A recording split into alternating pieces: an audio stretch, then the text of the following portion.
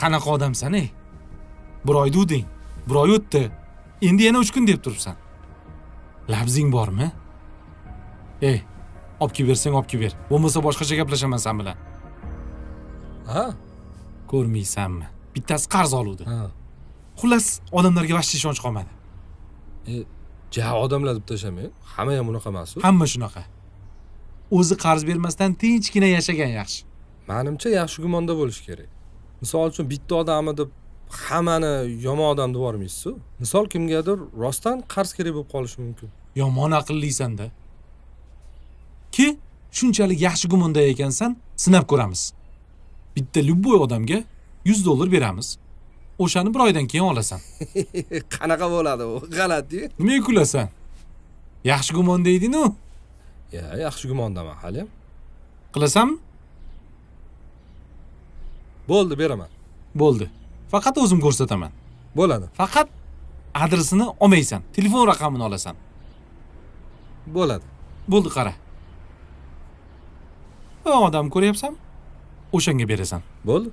Qani, borchi.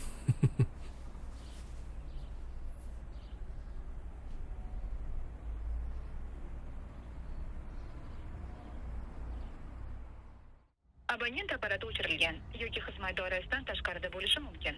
Apparat abonenti Nima dedim senga? Metrodadir, zaryad o'chgandir. Yaxshi gumon qilaverasan, ey. Uxlading. %100 javob beraman. Uxlading. Shoshmay turing, birpas tur qilib ko'ramiz. Qilib o'tirma. Bo'ldi, uxlatib ketdi seni. Qulog'ingga yaxshilab quyib ol. Odamlarga ishonma. Aldab ketadi. Eshitaman. Assalomu alaykum. Va alaykum assalom.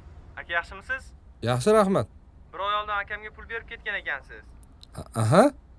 Akam ko'rchak bo'lib, operatsiya bo'lib qoldilar. Hozir o'zlariga kelib menga yetib qoldilar. Telefonlari o'chib qolgan ekan. Ha? Uzr, telefonni ko'tara olmaganimizga. Xatga olib borib berish kerak aka. Sizga o'zim telefon qilib yuboraman, maylimi? Aha, xo'p bo'ladi. Xo'p, rahmat. Qani?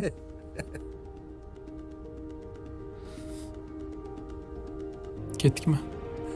Qaytga? Kasal ko'rgan?